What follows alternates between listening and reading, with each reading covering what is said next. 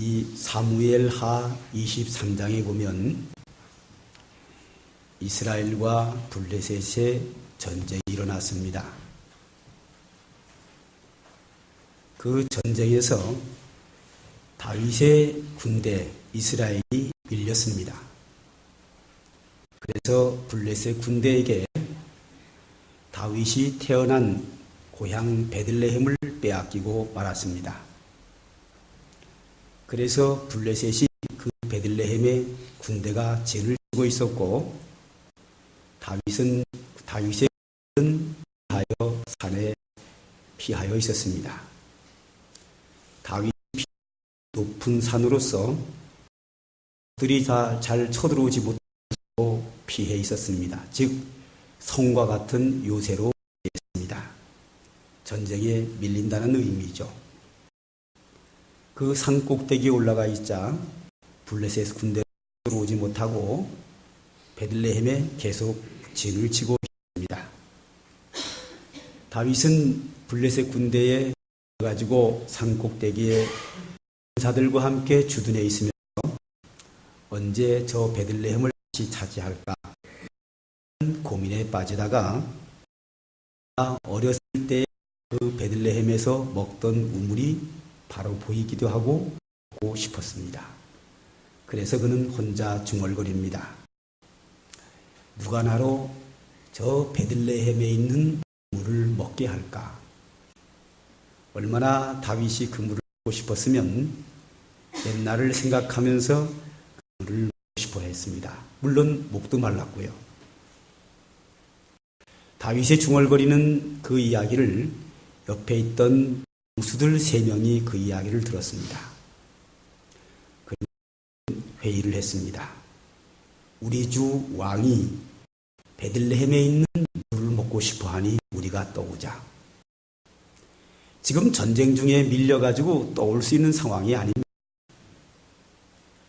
그럼에도 불구하고 3 장수들은 계획을 세우고 물을 떠오기로 결정을 했습니다. 그래서 2 장수가 군대를 이끌고 이제 베들레헴을 쳐들어갔습니다. 쳐들어가는 자가 도망을 갑니다. 베들레헴에 주둔해 있던 군대가 쳐들어오다가 도망을 가는 이 군대를 추격합니다. 베들레헴에는 우물에 이 블레셋 군인들이 하나도 없었습니다. 장수가 달려가서 베들레헴에서 물을 떠가지고 갔다가 바쳤습니다. 다윗이 물을 보고 너무 감동이 됐습니다. 내가 먹고 싶었던 물이 아니라 저들의 이 물 한 모금 떠오기 위해서 자기들의 생명을 아끼지 않고 생명을 돌아보지 않고 목숨을 걸고 떠온 내 신하들과 내 군대들의 피다 라고 그는 말하면서 이 피를 내가 마실 수 없다.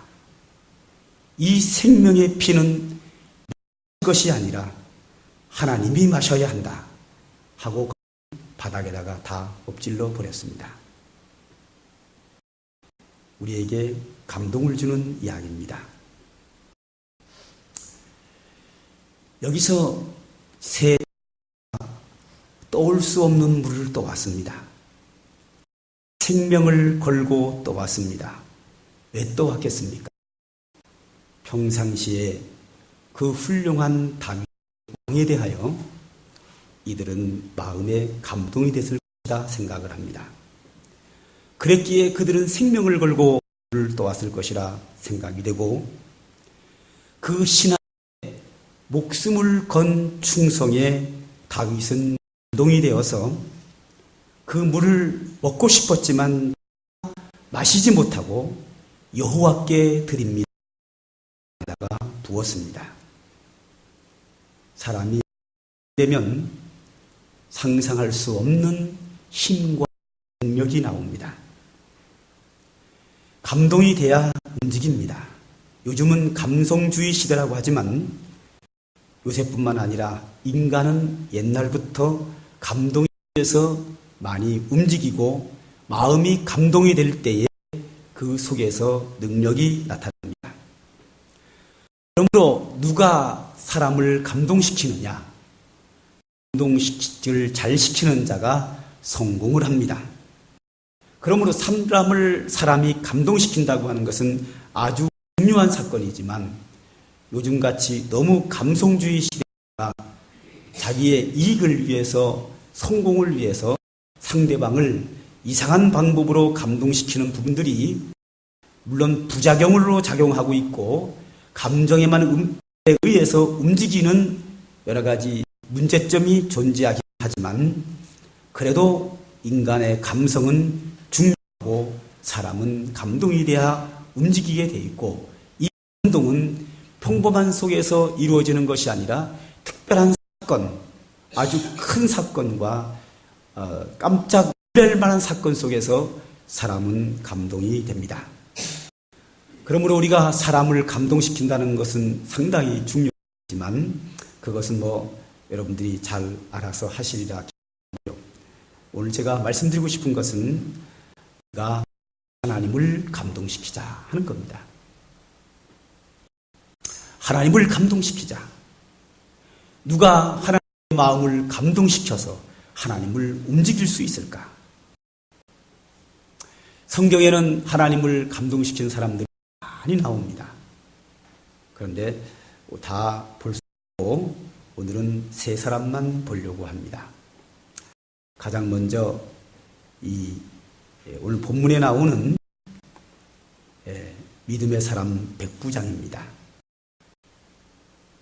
백부장은 군대의 장교입니다. 그에게는 신하가 한 100명쯤 있겠지요. 백부장이니까. 그런데 이 군대의 장교는 이 백부장에게는 하인이 있었는데 그 하인이 병이 들었습니다. 중풍병에 걸려가지고 걸어다닐 수 없는 상황에 이르는 겁니다. 이 중풍병이라고 하는 것이 이게 의외로 굉장히 무서워요. 난 별거 아닌 것으로 봤는데 아주 이렇게 만만치 않은 병입니다. 하인 중풍병에 걸렸습니다. 즉 군인이 걸린 거죠. 그러니 심각합니다. 부장은 이 문제를 가지고 그 당대에 사람의 병을 고치고 은혜를 주신다고 하는 예수님께 그 문제를 가지고 나왔습니다. 예수님 앞에 선생님, 내 하인이 병에 걸렸습니다. 고쳐주십시오. 그때 예수님께서 이 백부장이 말합니다. 가서 고쳐주리라. 백부장의 대답이 이렇습니다. 주여, 내 집에 오심을 나는 감당하지 못하겠사오니 다만 말씀으로만 하옵소서. 그리하면 내 하인이 낫겠나이다. 그랬습니다.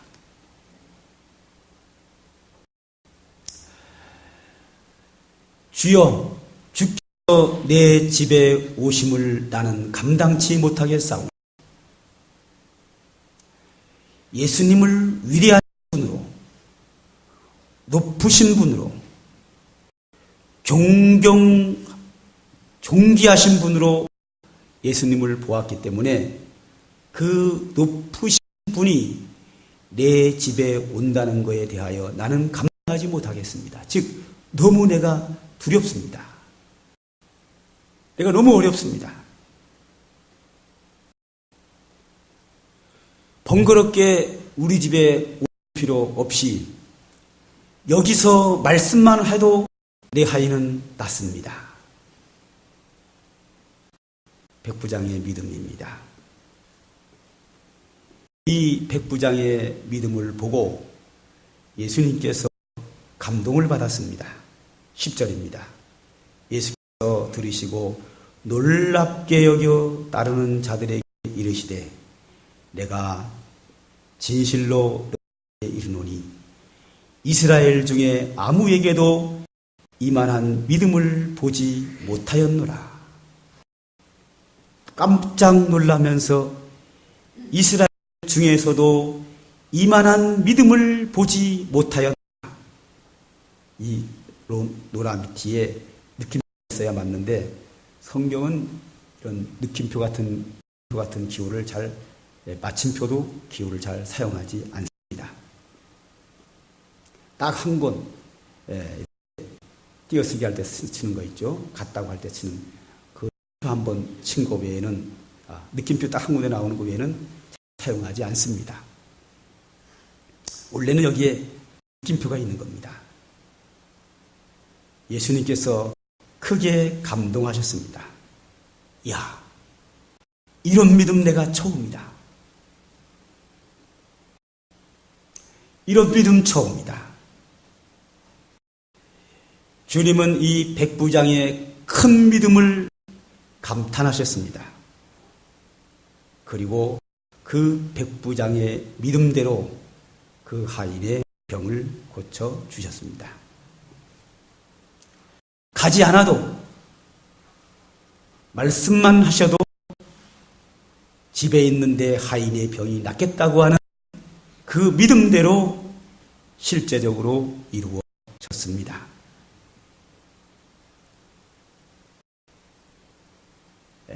거기에 비해서 마르다와 마리아는 그의 오라버니 나사로가 병들었을 때에 사람 보내어서 예수님 오셔서 고쳐주세요. 예수님 멀리 계시는데 오셔서 고쳐주세요. 예수님은 할 일이 많으셨는지 알았다 그러고 마르다와 마리아가 보낸 사람을 돌려보내고 3일 후에나 도착을 했습니다. 그런데 그때는 이미 죽었습니다. 예수님이 그 마르다와 마리아의 집에 도착했을 때에 그들은 말합니다. 주님이 빨리 오셨으면 우리 오라버니가 죽지 아니랬습니다.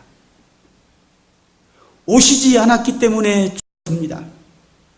오시지 않아서 우리 오빠가 치료를 받지 못했습니다. 그 믿음과 이 백부장의 믿음은 완전히 대조적입니다.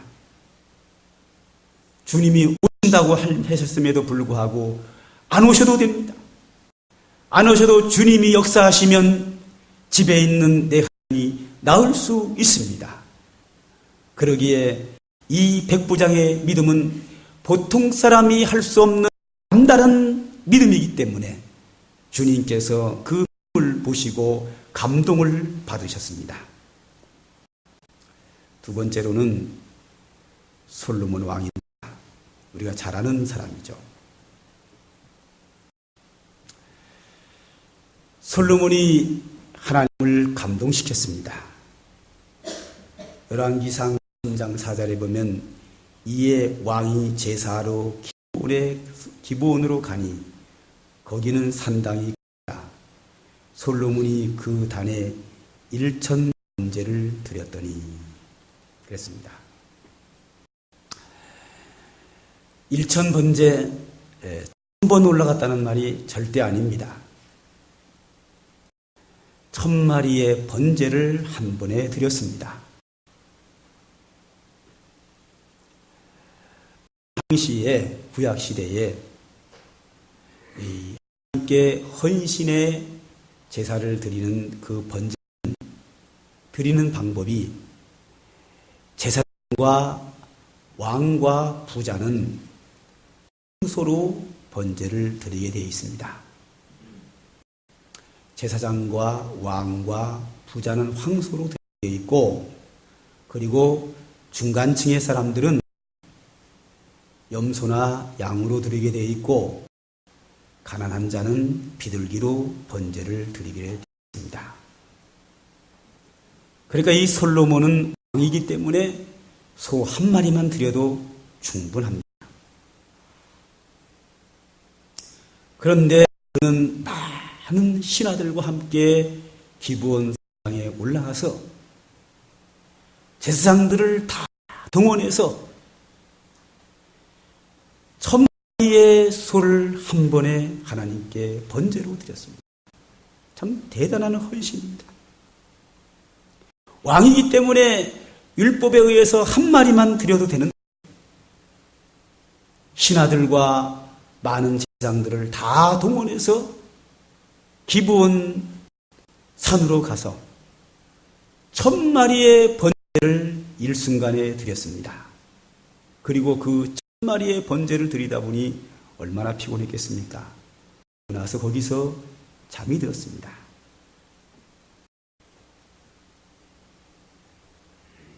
하나님께서 그 피곤해서 잠든 솔로몬을 찾아오셨습니다. 솔로몬아, 내가 너에게 무엇을 줄고 너는 구하라. 그때 솔로몬의 대답이 이렇습니다.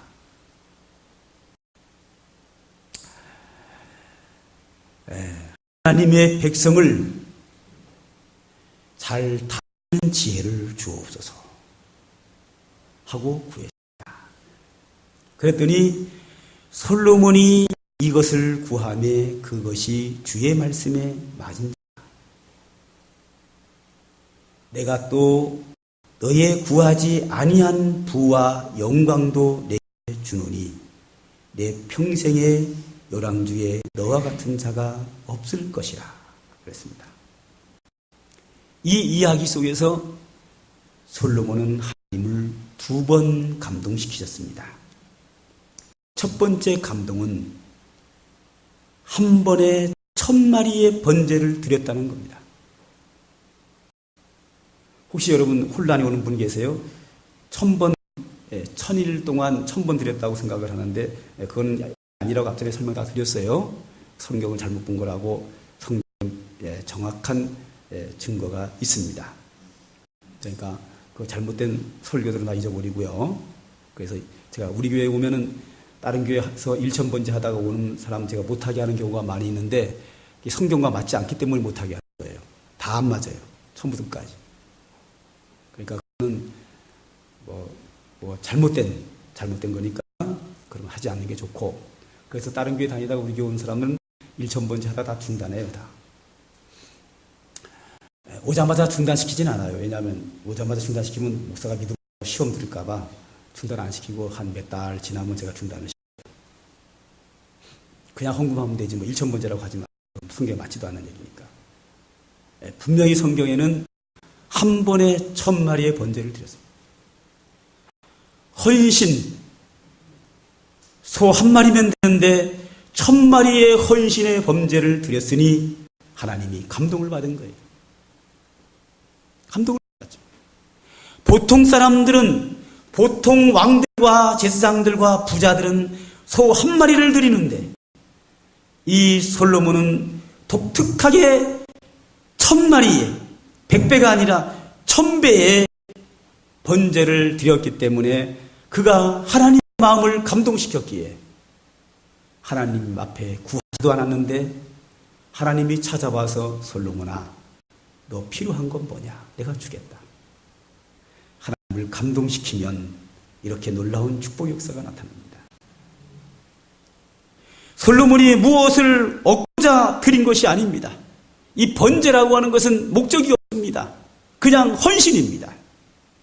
다른 제사는 목적이 있습니다. 그런데 이 번제는 그냥 하나님께 헌신하는 겁니다. 그냥 드리는 겁니다. 하나님 앞에 드리고 싶어서, 헌신하고 싶어서 드리는 게 번제입니다. 그런데 그 번제를 소 1000마리를 드리자 그 헌신에 하나님은 크게 감동하셨습니다. 그래서 하나님이 자진해서 찾아와가지고 너 필요한 게 뭐냐? 하나님을 감동시키는 자 되시기를 바랍니다. 그런데 이 솔로몬에게 하나님이 필요한 거 구하라고 할 때 이 솔로몬이 하나님께 구합니다. 그 구할 때에 또 기도로 이번에는 감동을 시킵니다. 처음에는 번제로, 헌시로 감동을 시키고 두 번째로는 기도로 감동을 시킵니다. 이 솔로몬이 하나님을 기도로 감동시킨 건 뭐냐면 그는 하나님께 말합니다. 하나님, 내가 어립니다.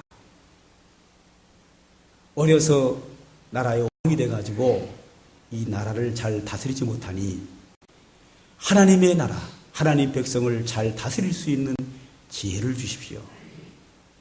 이 부분도 한국교회 안에 너무 많이 잘못됐어요. 지혜를 구하면 하나님이 기뻐한다고요? 그렇지 않아요.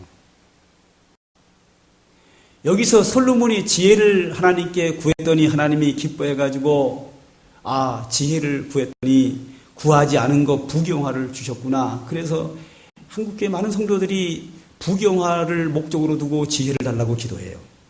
완전히 성경을 잘못 이해했고 하나님을 만홀히 여기는 거예요. 신앙생활을 그렇게 하면 안 돼요. 성경을 바로 보고 하나님 앞에서 바르게 믿음으로 살아야 돼요. 한국의 흐름이 완전히 잘못된 흐름이에요.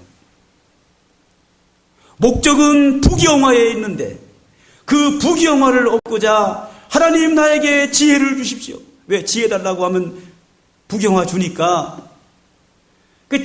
기도는 지혜를 달라고 했는데 사실은 지혜를 구한 기도 아니에요. 지혜를 주세요, 지혜를 주세요, 지혜를 주세요. 1000번, 10,000번 구해도 그것은 무슨 기도예요? 부경화 주세요 기도예요. 왜?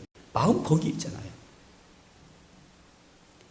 그런 기도 가지고는 하나님을 감동시킬 수 없고 그건 하나님 앞에 믿음도 아니고 기도도 아니고 그건 엉터리입니다. 여기서 솔로몬이 구한 게 뭐냐? 하나님의 백성을 다스리는 지혜를 주옵소서. 목적이 어디 있어요? 하나님의 백성을 바로 다스렸는데 목적이 있는 거예요. 하나님의 백성이 뭡니까? 하나님의 나라죠. 하나님의 백성이 하나님 똑같은 뜻이에요. 너희는 먼저 그의 나라와 그의 의를 구하라. 그리하면 이 모든 것을 너희에게 더하시리라. 할렐루야. 주님 말씀하신 바로 그 기도예요. 그의 나라가 그가 누구죠? 하나님의 나라. 너희는 하나님의 나라를 구하라. 하나님의 나라가 뭡니까? 하나님의 백성이 하나님의 나라죠. 솔로몬은 하나님의 나라를 구했어요.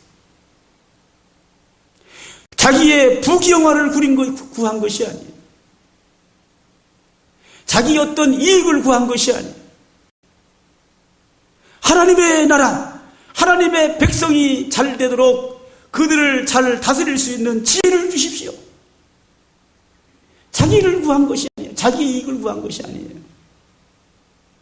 대부분의 사람들이 자기의 이익을 구하는데 오래 사는 거, 잘 먹고 잘 사는 거, 돈 많이 버는 거, 대부분의 왕들이 전쟁과 싸워서 승리하는 것 다 자기의 이익을 구하는데 솔로몬은 자기의 이익을 구하는 것이 아니라 하나님의 나라를, 하나님의 백성을 잘 다스려서 하나님의 백성들이 잘 살게 하옵소서. 하나님의 복을 받고 살 수 있도록 그 나라를 잘 다스릴 수 있는 지혜를 구했어요.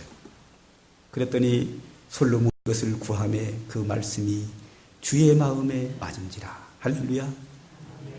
하나님을 감동시켰어요. 하나님 마음에 탁 맞았어요. 하나님 감동되니까 하나님은 솔로몬에게 복을 붓는 거예요. 그래, 내가 너에게 지혜 준다. 내가 너에게 지혜만 주는 것이 아니라 네가 구하지 아니한, 나오죠? 너의 구하지 않은 부와 영광도 내게 주노니 내 평생의 열왕주에 너와 같은 자가 없을 것이라. 내가 감동됐으므로 너에게 최고의 복을 주겠다. 누가 하나님을 감동시키느냐? 그가 하나님의 복을 받습니다.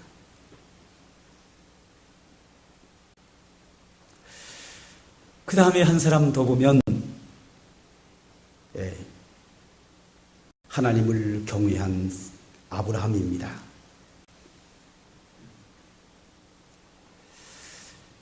하나님을 경외한 아브라함. 하나님께서 아브라함에게 아브라함아 내 아들 내 독자 내가 사랑하는 독자 이삭을 내가 내게 지시하는 산 모리아 산에서 번제로 드려라. 번제라는 건 뭐라고요? 헌신하여 드리는 거예요. 아브라함이 가장 사랑하는 아들 이삭을 하나님께 헌신으로 바치라는 거예요. 하나님께 드리라는 거예요. 번제로 헌신하여 드려라. 아브라함이 그의 아내 사라보다 이삭을 더 사랑했던 것 같아요. 아마 아브라함에게는 최고로 소중한 것이 이삭입니다. 부인보다도 더 소중하게 여겼어요. 가장 사랑하고 가장 좋아하는 이삭을 나에게 헌신으로 바쳐라. 번제로 바쳐라. 다른 제물과 달리 번제는 싹 태워서 연기로 날려버리는 거예요.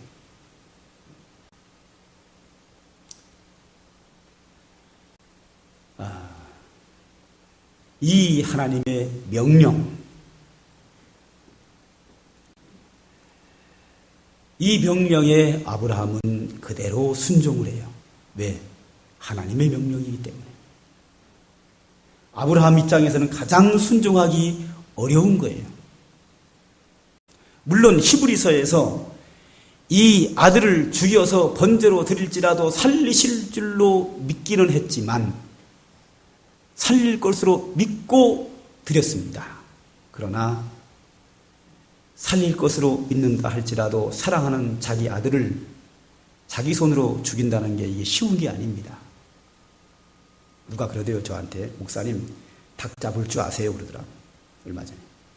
그래서 내가 잡을 줄은 아는데 잡지는 않습니다. 그랬더니 자기는 죽일 줄은 아는데 손질을 못하거든. 그 손질은 내가 잘할 테니까 집사님이 죽이면 내가 손질하겠습니다. 제가 초등학교 때 이 닭 음식 몇 년에 한 번씩 우리 아버지가 어디 가서 닭을 한 마리 사오면 그걸 잡아요. 저는 처음부터까지 싹 지켜보고 앉았어요. 그래서 이걸 여러 차례 봐가지고 다 제 컴퓨터에 이 뇌 속에 다 입력이 되어 있어요. 그래가지고 성장한 다음에 이제 내가 주도적으로 해봤죠. 잘 되더라고요. 그냥 딱 비틀어가지고 그냥 딱 죽여가지고 딱딱 털 뽑아가지고 탁탁탁 하니까 뭐 딱 해요. 여러 번 했어요.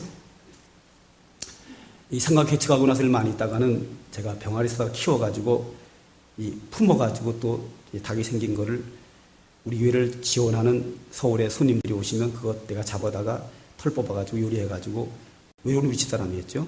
그래서 대접하면 너무너무 좋아요. 너무 맛있다. 그런데 안 하고 싶어요. 다 재밌는데 하고 죽이는 거 그거 재미없어요. 죽이는 거. 그거 죽이는 거 재미없어요. 제가 사냥을 좋아하는데 옛날에 우리 동서가 손이 동서가 총이 있었어요. 가스총이. 가지고 나갔죠. 태어나서 처음으로 가지고 나간 거예요. 딱 가니까 참새가 딱 있는 거예요. 태어나서 처음으로 참새를 딱 쐈는데 딱 떨어져요. 이야, 재밌대. 그래서 좀 가다 보니까 청살모가 있어요. 막 뛰어다니는 거 있잖아요. 딱 나타났길래 딱 쐈어요. 딱 맞은 거예요. 맞았는데 세더라고, 이놈이. 피를 흘리며 도망을 가는 거예요. 또 내가 또 오기가 있죠. 따라갔죠. 또 땅 쌌는데 또 맞았어요. 또 도망을 가. 또 막 따라가서 딱 쌌는데, 야, 어떻게 이게 난 잘 쏘나 몰라. 딱 맞은 거예요. 그게 뚝 떨어져요. 딱 보니까 세 발을 쐈는데 여기를 관통하고 허리를 관통하고 또 어디를 관통했더라. 다 여기를 관통하고 다 팡팡 관통해가지고 그냥 탁 떨어져 죽었어요. 그때부터 제가 사냥을 안 해요. 너무 잔인해. 내가 해놓고 나서.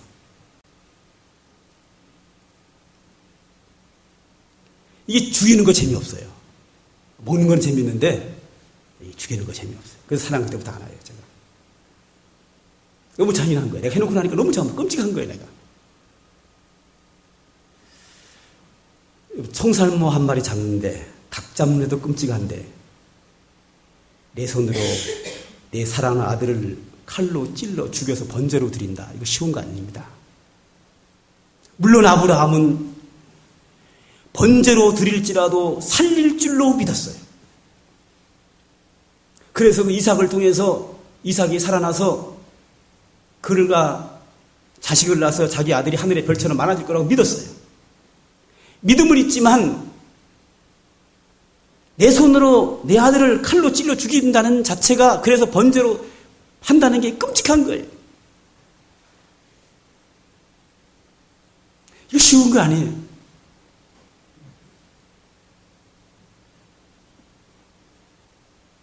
그런데 아브라함은 그것을 해요.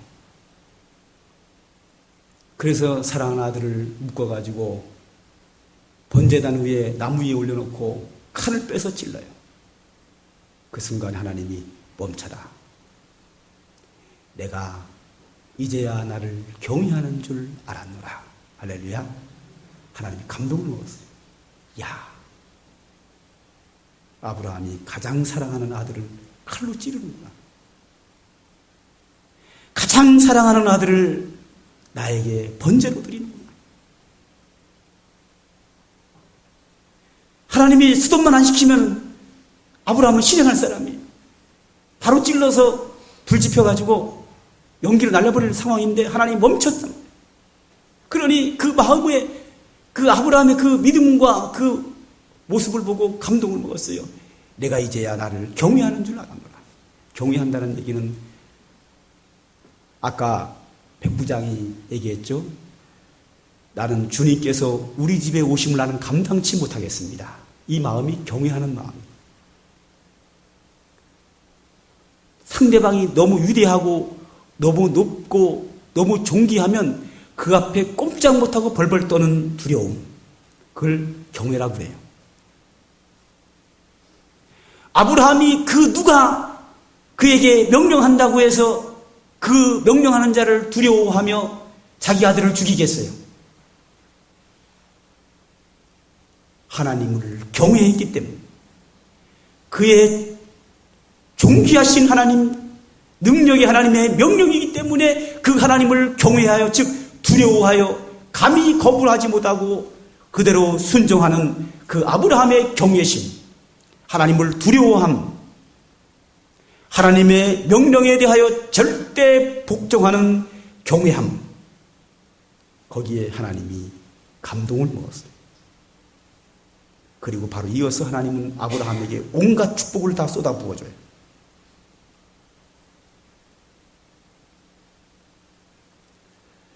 그 밖에 성경에는 대표적인 사람 다윗도 수없이 하나님을 감동시켰고 비느하스라든지 이런 사람들, 여러 사람들이 하나님을 감동시킨 사람들이 많이 있지만 오늘은 시간 관계상 세 사람을 이렇게 우리가 보았습니다.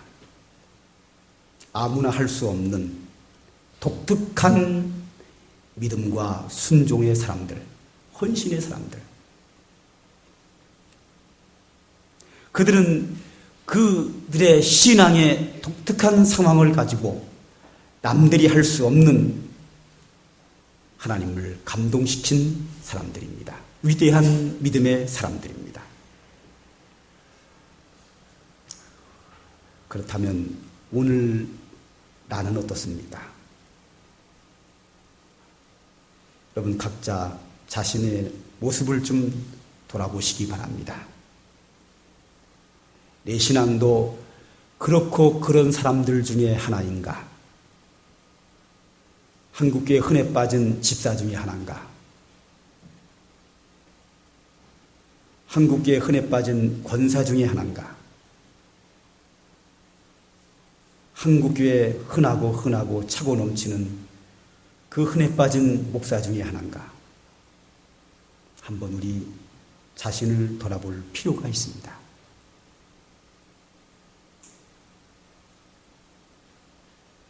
내 신앙이 하나님을 감동시킬 수 있는 그 무엇인가 독특함이 나에게 있는가?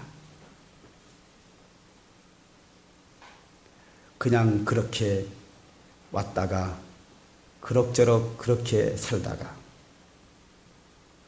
그냥 성도 중 하나로 살다가 이게 성도인지 불신자인지 구분도 안 되고 그냥 불신자인지 성도인지 그럭저럭 그냥 범인들이 살아가는 그 모습 그대로 살아가면서 내 인생을 허비하고 그냥 지나갈 것인가?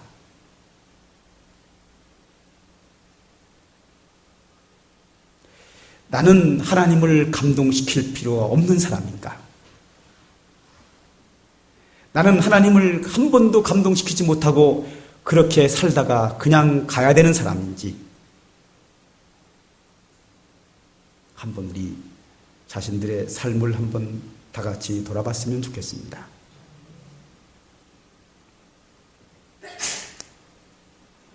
사람들은 누구나 사람들 앞에 인정받기를 원하고 하나님 앞에 인정받기를 원해서 자기의 위대함을 나타내고 싶은 것이 모든 사람들의 모습입니다.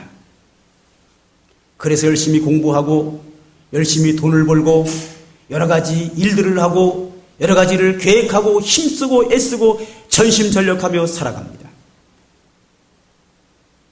그런데 평생에 그렇게 했지만 별로 드러나는 것도 없이 지나가 버리는 경우들이 대부분입니다. 그러나 하나님을 감동시키는 것은 그렇게 어렵지는 않습니다. 세상에서 사람들에게 감동을 주고 사람들이 깜짝 놀랄 만한 일을 하기에는 쉽지 않지만 하나님을 감동시키는 것은 마음만 먹으면 가능합니다.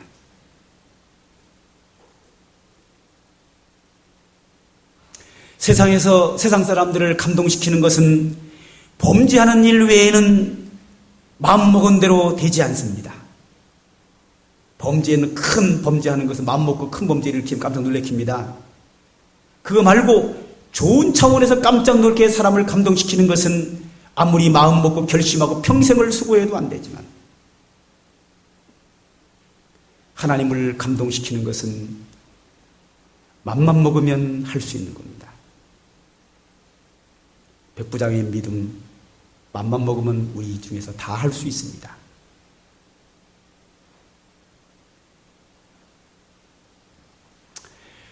솔로몬이 하나님을 감동시켰는데 맘만 먹으면 다 할 수 있습니다.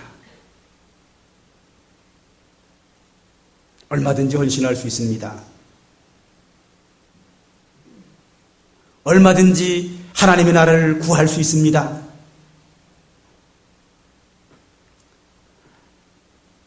아브라함처럼 하나님을 가장 높으신 분으로 그의 명령이라면 무엇이든지 순종할 수 있는 것, 이 중에서 맘만 먹으면 다 할 수 있습니다. 그 밖에 성경에 나오는 여러 사람들, 하나님을 감동시킨 사람들의 모든 모습들, 이 중에서 맘 먹어서 못할 수 있는 사람은 아무도 없습니다. 그런데 문제는 하나님을 감동시키고자 하는 마음이 우리에게 부족한 게 안타까움입니다.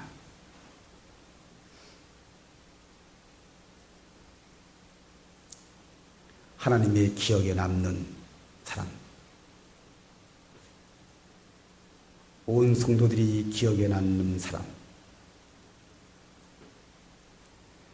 하나님을 나의 신앙을 보고 감탄하는 사람, 하나님은 그에게 한량없는 은혜와 복을 구하지 아니해도 부어주십니다.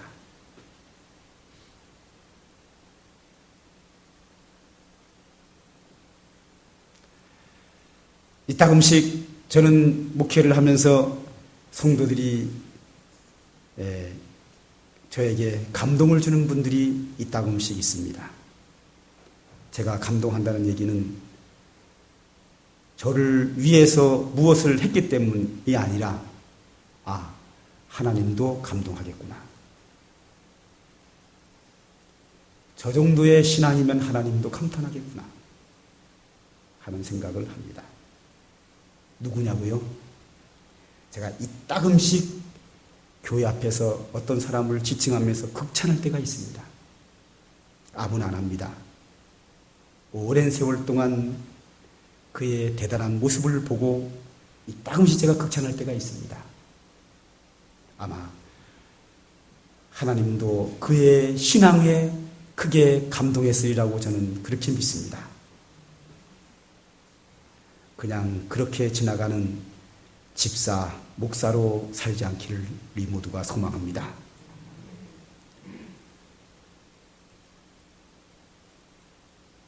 하나님을 감동시키는 자가 하나님의 복을 받고 하나님 앞에 섰을 때에 하나님께서 그에게 놀라운 영광을 안겨주리라 저는 믿습니다. 우리 모두가 다 그런 사람이 될 수 있습니다. 맘만 먹으면 다 할 수 있습니다. 우리 모두가 다 그런 믿음의 사람 중에 한 사람이 되기를 주님의 이름으로 축원합니다.